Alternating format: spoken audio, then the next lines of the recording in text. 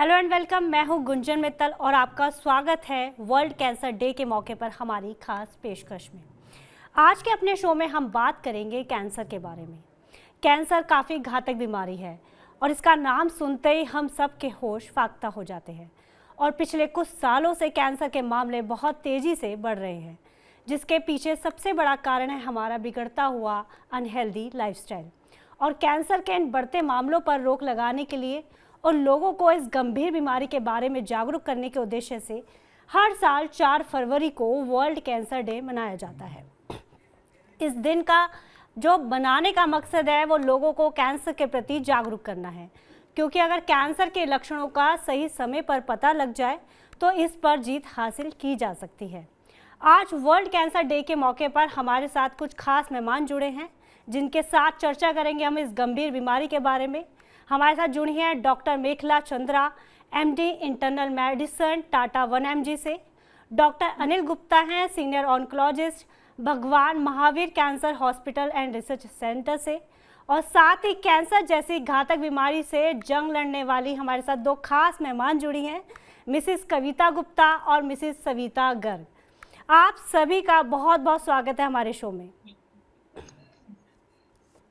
Doctor Anil, मेरा पहला सवाल आपसे आज इस शो के माध्यम से मैं आपसे जानना चाहती हूँ कि कैंसर, हम जब इसका नाम ही सुनते हैं तो बहुत डर जाते हैं, इसे जानलेवा और घातक बीमारी माना जाता है। तो इस समय जब दुनिया भर में हर साल 1 करोड़ से ज़्यादा मामले सामने आ रहे हैं कैंसर के, तो आने वाले समय में भी कैंसर कितना बड़ा खतरा है दुनिया भर के लिए और खासकर हमारे देश के लिए? नमस्कार मैम, मैं आपके टाटा 1mg के अंदर इस प्रोग्राम के अंदर आपने हमें बुलाया, इसका धन्यवाद जी। मैं कैंसर सर्जन हूँ भगवान महावीर कैंसर हॉस्पिटल जयपुर में। आपने जो पूछा कि कैंसर दिनों दिन बढ़ता जा रहा है और ये हमारी लाइफस्टाइल से एसोसिएटेड है, उसे पूरी तरह से जुड़ा हुआ है। जैसे हमारे पूर्वज भी कहते थे कि जो हम खाएंगे, जो हम पिएंगे और जो हवा लेंगे, वही हमारा शरीर आगे परीक्षित प्रतिलिक्षित करता है, वही आगे बढ़ाता है। आज के दौर में हम लोग क्या ले रहे हैं? प्रदूषित खाना हम खा रहे हैं जिसमें कीटनाशक मिला हुआ है, यूरिया की खाद मिली हुई है, ऑक्यूपेशनल पोल्यूटेंट्स मिले हुए हैं, वो हम सब खा रहे हैं। साथ में एडल्ट्रेशन ऑफ फूड है जो कि हम पूरा अंदर लेते हैं। हवा के अंदर भी हमारा automobile industries, occupational other industries, vehicles, उनकी पूरी की पूरा पोल्यूशन हम लोग हवा के साथ अपने फेफड़ों के अंदर लेके जाते हैं। जी। और साथ ही पानी, पानी जो हमारा जो पूरा जो जमीन के अंदर से जो पानी आता है, वो ऑक्यूपेशनल जितने भी वेस्टेज हैं वो जमीन से होते हुए हमारे उस पानी में जाता है जो हम अंदर ग्राइंड करते हैं। तो इन तीनों ही चीजों को आज इतना ज्यादा पोल्यूशन हो गया है कि हमारा शरीर उस चीज को किस रूप में आगे बढ़ाएगा, कैंसर के रूप में आगे दिखाएगा, या हार्ट डिजीज के रूप में लेके आएगा, हाइपरटेंशन के रूप में लेके आएगा, या किसी और चीज रीनल डिजीजेस के रूप में लेके आएगा। जी। तो ये उसी से हमारा पूरा तरह से एसोसिएटेड है। अब कल ही की एक रिपोर्ट है जो अखबार में आई थी कि एक माइक्रो प्लास्टिक्स हमारा वेन्स के अंदर जो ब्लड होता है उसके अंदर उन्होंने पता लगाया है कि एबंडेंट रूप में माइक्रो प्लास्टिक्स मिला है। वो कहाँ से आया?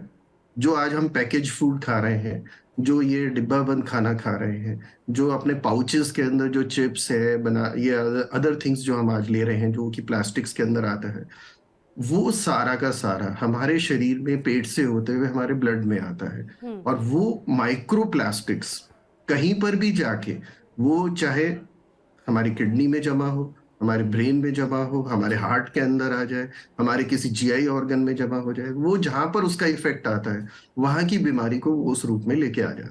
तो बिल्कुल। हमें इस चीज के बारे में बहुत अच्छे से ध्यान देना होगा कि ये चीजें, स्पेशली पैकेज फूड्स, जो हम अवॉइड कर सकते हैं। ड्रिंकिंग वाटर, उसको हम अच्छे से साफ करके उसको पिए। जो हवा के अंदर तो हमारा ज्यादा जोर नहीं है क्योंकि जो हवा है उसे कोई लेना पड़ेगा। और ऑर्गेनिक फूड्स जितना हम खा सकते हैं उसको पूरी तरह पानी से धो के अच्छे से लें, जिससे कि हम बीमारियों को कम से कम कर सकें। जी डॉक्टर, मैं आपसे जानना चाहती हूँ कि शरीर में कैंसर की शुरुआत आखिर होती कैसे है? जो कैंसर होता है वो हमारे शरीर में रोजाना कैंसर सेल्स बनते हैं और जी। हमारा जो बॉडी का जो इम्यून मैकेनिज्म होता है वो उनको डेली डिस्ट्रॉय करता है। तो मेरे में, आपके में और किसी के भी व्यक्ति के अंदर कैंसर सेल डेली बनते हैं और डेली खत्म होते हैं। लेकिन जब हमारी ये इम्यून प्रतिरोधक क्षमता जिसे हम बोलते हैं वो डैमेज हो जाती है इन चीजों के कारण, प्लास्टिक्स के कारण, प्लूएंट्स के कारण, तो वो कैंसर सेल डिस्ट्रॉय होना बंद कर देते हैं और वो इनका एक बल्क बन जाता है, वो सेल्स इकट्ठी होने लग जाती है। और जब ये सेल्स इकट्ठी होकर एक ट्यूमर का रूप ले लेती है तो उसे हम कैंसर कहते हैं। ओके। डॉक्टर मेखला, मैं आपसे जानना चाहती हूँ कि आज महिलाएं और पुरुष दोनों काफ़ी जागरूक हैं अपनी हेल्थ को लेकर, रेगुलर हेल्थ चेकअप्स भी करवाते हैं, पर दोनों में किस तरह के, अगर दोनों की हम बात करें तो किस तरह के कैंसर्स के मामले सबसे ज़्यादा सामने आ रहे हैं? पुरुष और महिलाओं की हम बात कर रहे हैं। जी गुंजन जी, आपने जो ये पॉइंट आउट किया कि आजकल हम बहुत अवेयर हैं, इसी में मैं एक आपसे ऐड ऑन करना चाहती हूँ जो डॉक्टर गुप्ता ने मेंशन किया जी। कि हमारे जैसे कैंसर क्यों बढ़ रहे हैं। One of the other points is besides हमारा unhealthy lifestyle and exposure to preservatives और जो हमारा खाना पीना है, हैबिट्स हैं, बट अनदर पॉइंट इज कि आजकल अवेयरनेस बहुत बढ़ गई है आम जनता में भी। तो आपके जो टेस्ट्स हैं, जो जिसे हम डायग्नोस्टिक बायस के नाम से भी जानते हैं, आप ज्यादा टेस्ट करवाते हैं उसके बारे में। अगर फैमिली में किसी को पता चला, इवन दूर के रिलेटिव हैं, तो एंड सोशल मीडिया अवेयरनेस की वजह से वी आर इसको अवेयर भी नहीं, हाइपर अवेयर कहेंगे, इसलिए जो कैंसर के केसेस हैं वो एक अलग रूप से भी नंबर में बढ़ रहे हैं, स्टैटिस्टिक्स में बढ़ रहे हैं। So that is also called as diagnostic bias. And coming to अभी जो मेन और फीमेल्स में जो कैंसर है, ज्यादातर दो तीन तो कॉमन कैंसर है, जैसे कि लंग कैंसर। लंग कैंसर इसलिए बढ़ रहा है क्योंकि एक तो हमारी प्रदूषित हवा है, फिर हमारी हैबिट्स लाइक हैवी स्मोकिंग हो गई, आजकल न्यू ई सिगरेट्स, वेपिंग, ये सारे रिस्क फैक्टर्स हैं। देन आपका मोर कॉमन है कोलोरेक्टल कैंसर, या जिसे हम आम भाषा में आप कह सकते हैं पेट का कैंसर, मतलब आंतड़ियों का कैंसर। वो इसलिए बढ़ रहा है क्योंकि अगेन हमारा खाना पीना, जैसे मेरे कलीग ने मेंशन किया about microplastics, preservatives, shelf items हम ज्यादा खा रहे हैं, फ्रोजन आइटम्स खा रहे हैं, यंग जनरेशन में हम देख रहे हैं, तो ये इसके लिए रिस्क फैक्टर है। And then the other third differentiating cancers हैं, जैसे मेन में प्रोस्टेट कैंसर बहुत बढ़ रहा है एंड फीमेल्स में ब्रेस्ट कैंसर।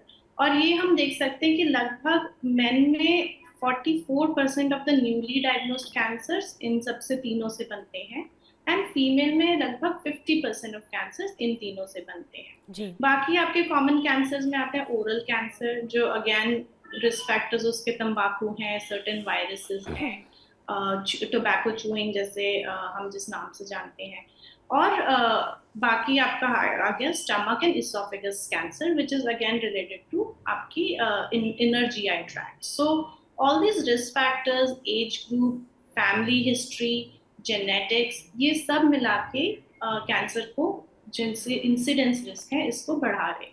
बट डॉक्टर मेखला, आज हम बहुत ज़्यादा सचेत हो गए हैं अपनी बीमारियों को लेकर। मैं जैसे कह रही हूँ कि सर्वाइकल कैंसर की इतनी मुहिम चलती है कि यंग एज में आप उसके लिए वैक्सीनेशन करवा सकते हैं, और ऐसे ही ब्रेस्ट कैंसर का भी पता आप काफ़ी सारे टेस्टों के थ्रू कर सकते हैं। फिर भी 1 करोड़ हर साल दुनिया भर में कैंसर के मामले आते हैं, तो ये कितनी बड़ी चिंता की बात है। देखिए, जैसे जैसे हमारा लाइफस्टाइल बढ़ता जा रहा है, जिस वे में, जैसे फॉर एग्जांपल हमने सर्विकल कैंसर की बात करी, उसका मेन रिस्क फैक्टर होता है सर्टेन वायरसेस जो अनप्रोटेक्टेड सेक्स से या अनहाइजीनिक कंडीशन से ज्यादा बढ़ते हैं। ये आपने बहुत अच्छा पॉइंट आउट किया कि उसके लिए एक वैक्सीन है, बट ये ज्यादातर जनता को नहीं पता होगा कि इसके लिए वैक्सीन है, स्पेशली टर्शरी सेंटर्स में, अगर आप गाँव एरिया में जाएंगे तो। और पता भी है तो अगेन कॉस्ट की वजह से या बहुत डिफरेंट रीजंस की वजह से यंग लड़कियां नहीं लगाती हैं इन्हें। हालांकि अभी इंडिया में ही एक खुद की प्रोडक्शन आई है रिसेंटली जो सर्विकल वैक्सीन के लिए बनी है, and it's built in India only. तो हमारी duty as a medical community ये बनती है कि हम इन चीज़ों की, इन वैक्सीन के बारे में मोर अवेयरनेस करें अपने पेशेंट्स को, जो रिस्क फैक्टर्स है उनको कंट्रोल करें। जैसे आपने ब्रेस्ट कैंसर मेंशन किया, उसकी भी अभी काफ़ी इंसिडेंसेस बढ़ गए हैं, but the good news is on what ever its worth इसकी इनका ट्रीटमेंट भी बहुत अच्छा हो रहा है, एंड जो सर्वाइवल रेट है ओवरऑल वो बढ़ता जा रहा है। इंसिडेंस बढ़ रहा है बट सर्वाइवल रेट भी बहुत बढ़ रहा है। जी बिल्कुल। कविता जी, मैं आपसे जानना चाहती हूँ, जब आपको कैंसर के बारे में पता चला तो आपका क्या रिएक्शन था, आपकी फैमिली का रिएक्शन क्या था, और आप किस तरह के कैंसर से अभी जूझ रही हैं? जब मुझे पता चला कि मुझे कैंसर हुआ है तो इनिशियली मैं बहुत बहुत डिप्रेस थी।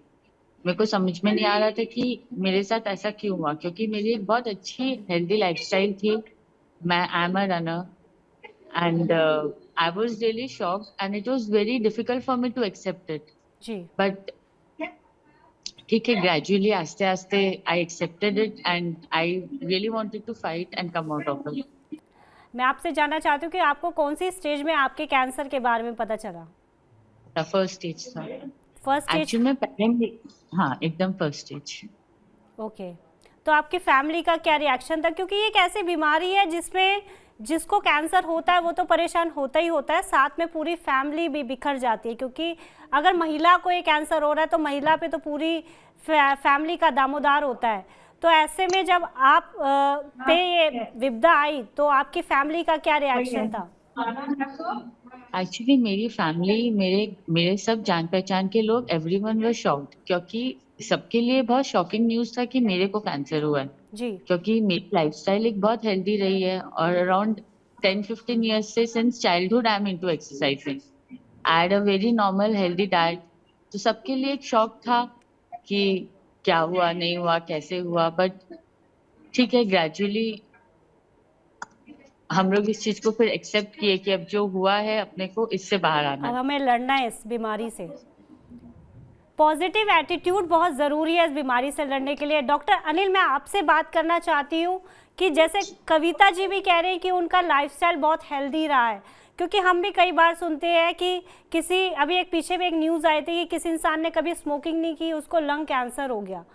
तो ये इसकी क्या वजह होती है कि हम हेल्दी भी अपना लाइफस्टाइल फॉलो कर रहे हैं, उसके बावजूद हमें इस तरह की गंभीर बीमारी का सामना करना पड़ता है?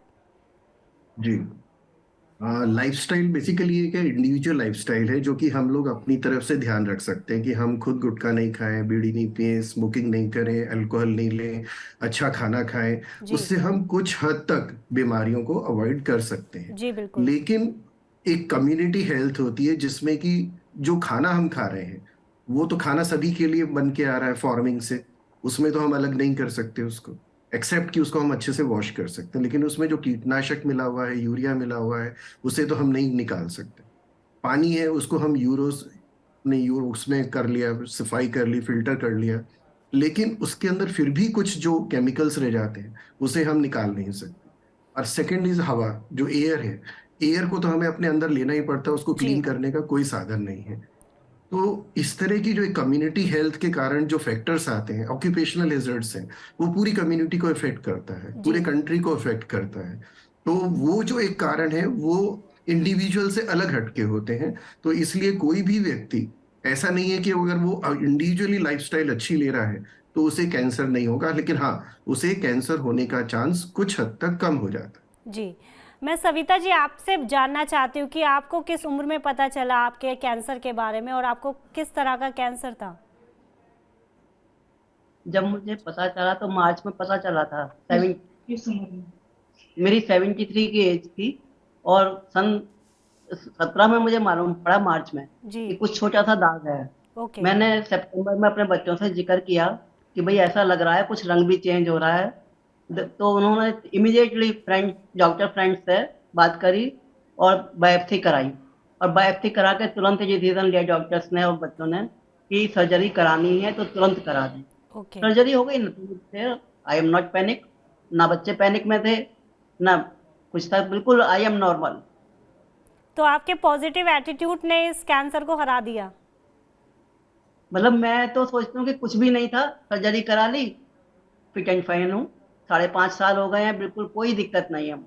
तो आपको देख के एक उम्मीद बनती है कि हम इस गंभीर बीमारी, इसका नाम सुनते हैं हम डर जाते हैं कैंसर का, तो हम उसे हरा सकते हैं। तो डॉक्टर मेखला, पॉजिटिव एटीट्यूड कितना ज़रूरी है इस बीमारी से, और पूरे परिवार के लिए मैं जानना चाहती हूँ कि उस टाइम उस परिवार का कैसा रिएक्शन होना चाहिए जब कोई पेशेंट इससे गिरता है? तो डॉक्टर मेखला। देखिए, जैसे मैं सविता की स्टोरी हमने सुनी, this is with a happy ending thankfully. ऐसे बहुत बार होता है कि हम कितने patients even in personal life, हम प्रोफेशनल लाइफ में देखते हैं जिनकी ये स्टोरी अब नहीं सुन पाते जी अनफॉर्चुनेटली। बिल्कुल।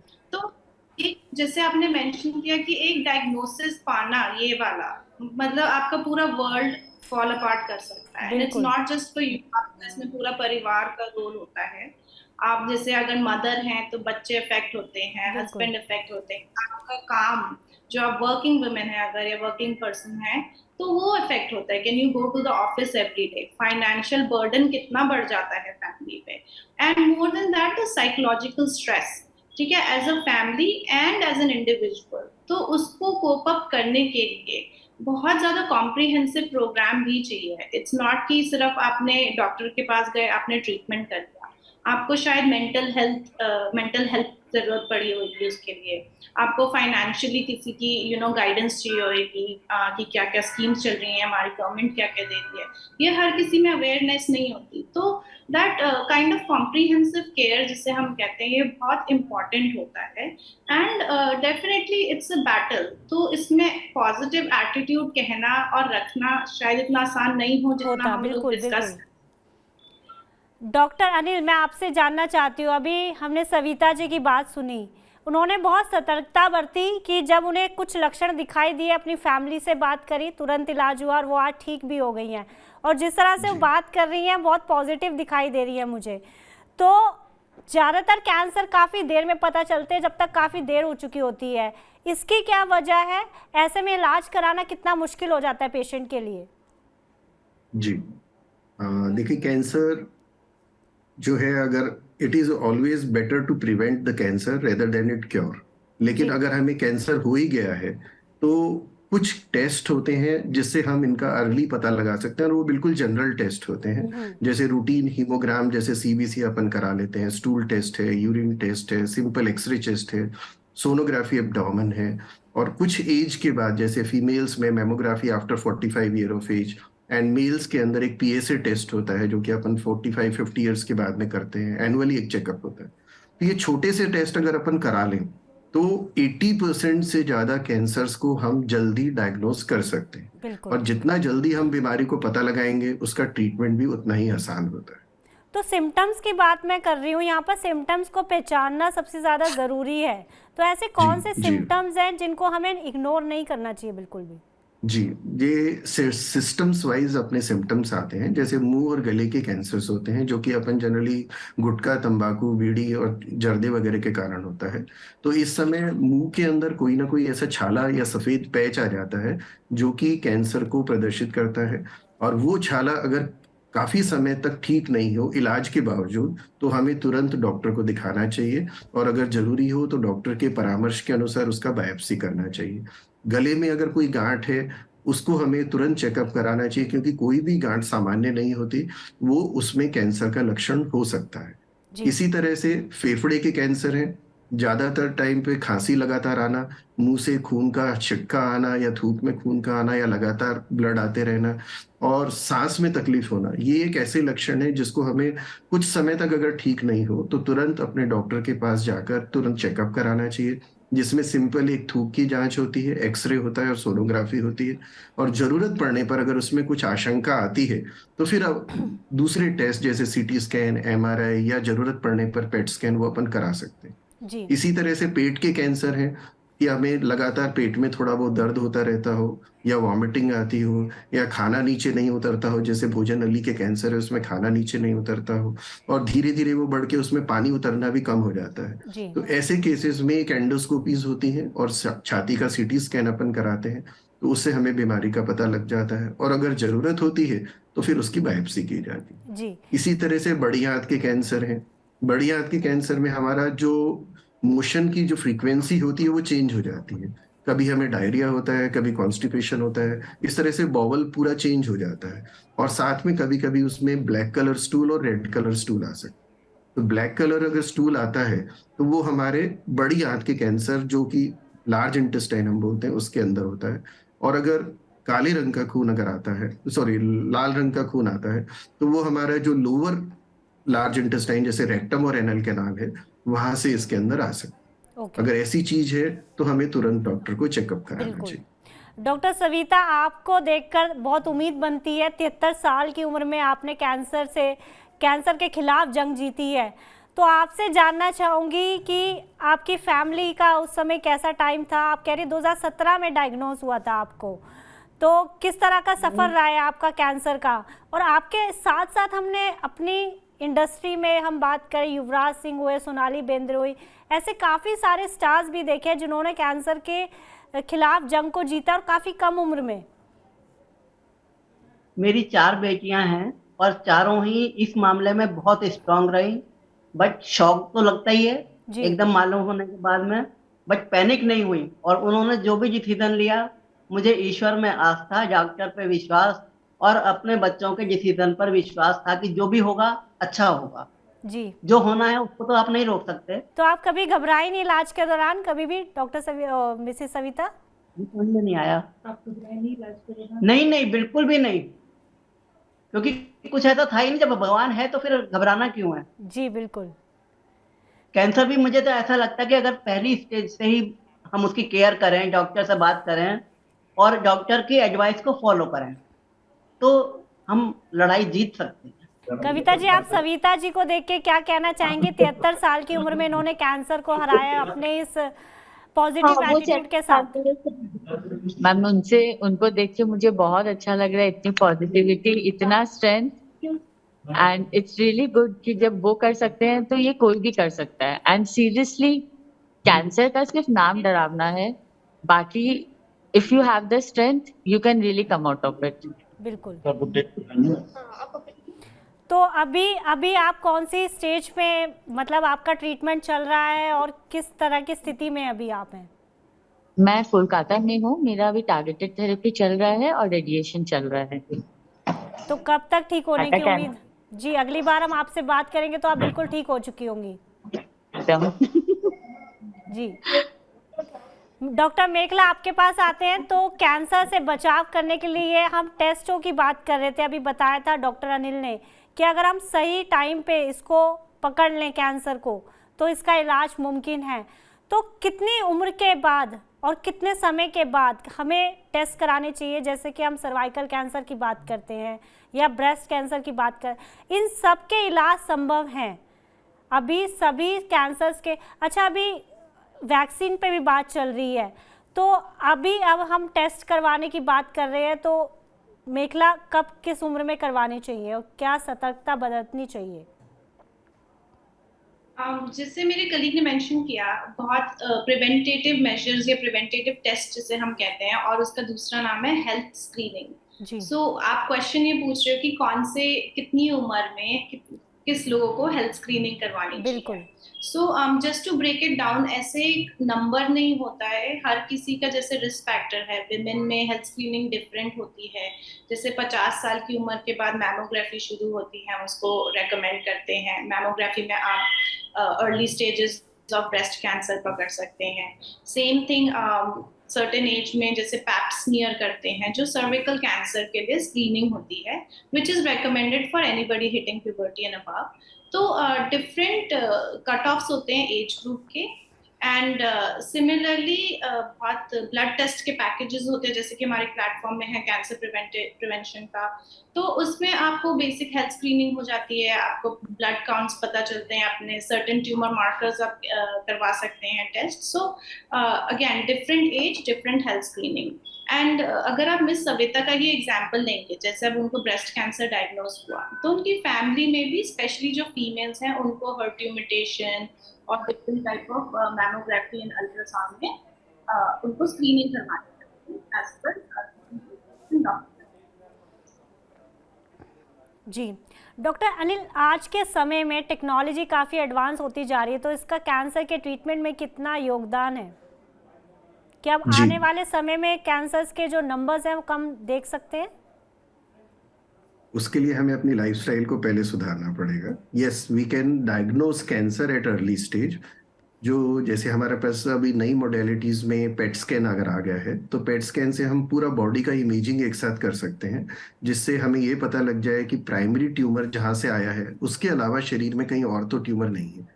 कहीं 15 से 20% केसेस ऐसे होते हैं जिसमें हमें ये नहीं पता लगता कि कैंसर का उद्गम कहाँ से हुआ, लेकिन उसका साइड इफेक्ट्स मेटास्टेसिस जो होता है पूरी बॉडी में कहीं ना कहीं पड़ा होता है।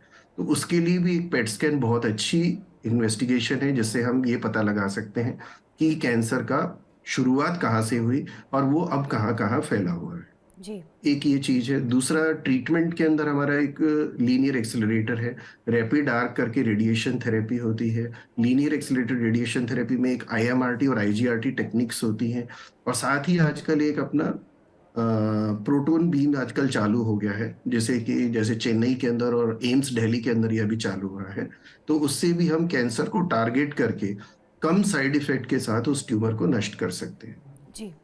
वैक्सीन के भी पीछे बात हुई थी कि वैक्सीन जी। भी जल्दी उपलब्ध होगी कैंसर के लिए, जी। तो ये कितनी बड़ी खुशखबरी होगी पूरी दुनिया भर के लिए।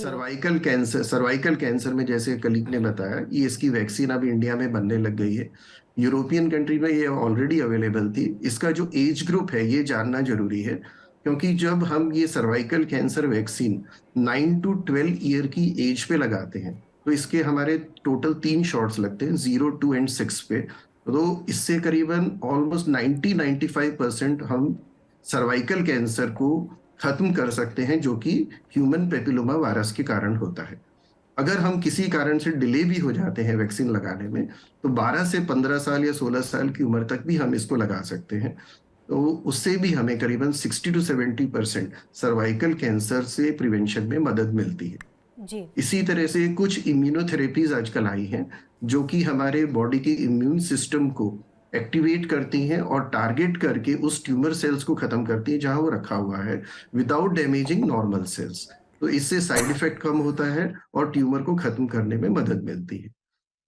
डॉक्टर, कैंसर से बचाव के लिए हमें किन बातों का ध्यान रखना चाहिए? आप बार बार लाइफस्टाइल मेंशन कर रहे हैं, तो लाइफस्टाइल में जी। किस तरह के सुधार की जरूरत है आज की तारीख में? देखो, इसको हम इंडिविजुअल फैक्टर्स और कम्युनिटी फैक्टर्स को डिवाइड कर सकते हैं। जैसे इंडिविजुअल हम अगर लें, तो हम पान, बीड़ी, गुटखा, सिगरेट, शराब, इन चीजों को अवॉइड कर सकते हैं। पैकेज फूड हम नहीं खाएं। साथ में जो खाना है वो गर्म हो, ठंडा खाना हमें नहीं खाना चाहिए। और जितना जल्दी बना हुआ खाना हम खा लें, उसको बगैर फ्रिज में रखे हुए उसको हमें खा लेना चाहिए। इसी तरह से पानी को जितना हम फिल्टर करके या बॉईल करके ले सकते हैं, उसे हमें यूज करना चाहिए।